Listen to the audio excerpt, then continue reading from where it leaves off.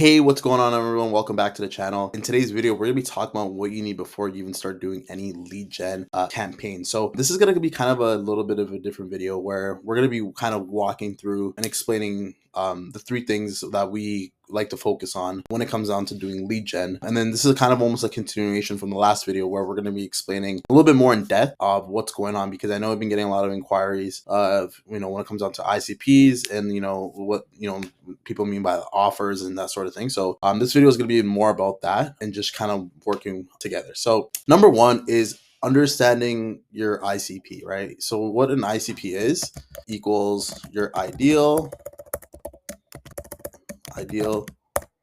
client persona, right? That's what an ICP is, right? Typically, how you build out your ICP builder or framework is knowing exactly, okay, cool. It's not necessarily the demographic of people that you serve, but it's mainly focusing on the pain points they have, right? What are they struggling with? What is their desired outcome? What is causing XYZ pain right now? Where are they currently stuck, right? This is really important because if you're not able to establish in your ICP immediately, it almost becomes confusing for you to start doing any lead gen campaigns, right? So actually understanding their goals, right? What are their triggers? What are their problems, right? Where do they want to go, right? So when you're able to build your ICP persona list, this helps you dramatically understanding where your market and where does your product or services actually serve. Another thing I want to talk about is your ideal client situation, right? ICS, sorry. The reason why is because you want to know what are they currently facing right now, like in this exact moment, at this exact time of this time of recording, October 31st at 1:30 p.m., right? What are they currently facing right now? The reason why is because this gives you a better understanding of them, you being able to catch them in the moment of the current pain they're facing, right? Not the future pain, or not the past pain. What's happening currently right now, and how can you capitalize in your offer or whatever service you sell or product in making sure it actually resonates towards them, right? That's one of the biggest important things that we've actually started implementing, right? What are they currently facing right now? Not, yesterday, not 3 years ago, not 4 years ago, not, in the next 5 years. Like, what is something they're facing right now, and how can we actually quickly capitalize and build a strong professional offer off that? So that's one of the biggest things I tell people with that. So yeah, moving on into number two is a compelling reason for someone wanting to opt in or show interest, right? Essentially,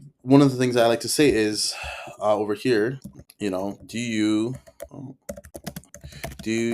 have a good value prop for them, right?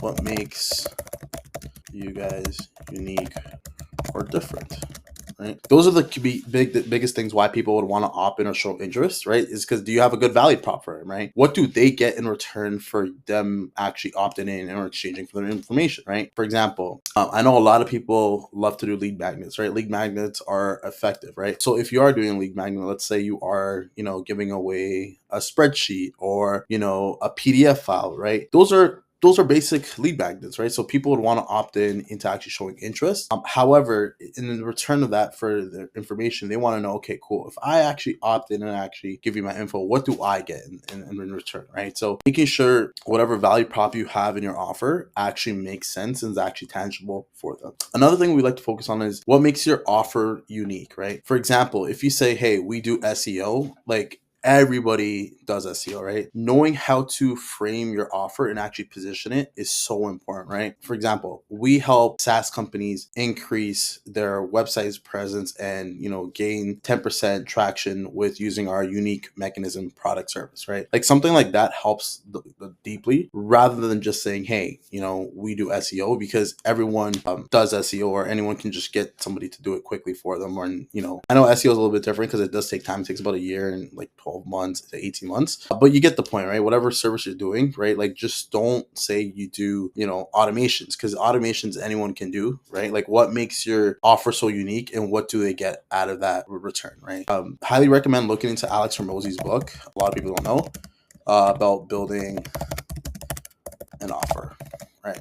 Just drop that in there. But yeah, moving on, a conversion that actually builds trust and credibility. So now that you have this person actually opting in, right? What happens after that, right? Cool, they get the lead magnet, right? They get the resource. What happens after that? So one thing we like to say is, leads just don't convert. Okay, let's just do this. Leads don't just convert, right? They need to be nurtured correctly. So I really want to talk about this because a lot of people, have these systems in place or they run these lead gen campaigns, but let's say they opt in, they are not being contacted properly, or the follow-ups seem very vague, right? For example, if I know someone were to follow up with me saying, hey, and I just wanted to follow up on XYZ, like that's cool, but like what, like unless I'm not desperate for your service, I'm like, okay, I actually need to stay on top of this, or I'm really, really interested in a hot prospect. Again, like what's the point? Because now I'm like, cool, I know they want to sell me something as another business owner, that's cool, yada yada. Like, what do I get out of this, right? Like, you're just following up with me, like you sent me one resource, that's great, but I'm someone who likes to strategically take time to buy something, right? Like, I'm more of a logical buyer rather than some people are more emotional buyers, and that's fine, right? But I know after buying multiple offers from other people, I know what it takes to actually convert someone, right? Unless I know I've been watching this person, been nurtured correctly through their social medias, through YouTube and whatever other content platforms, then I haven't really built that trust, and maybe just me seeing an ad or an email and just opting in, that's great. But now I need to know, okay, cool, like what else do you guys do, right? Like what happens after I give you my information? Am I just going to be on a cold list, or are you going to sell my email to another third-party provider? Like, what happens after that, right? So I want to be nurtured. So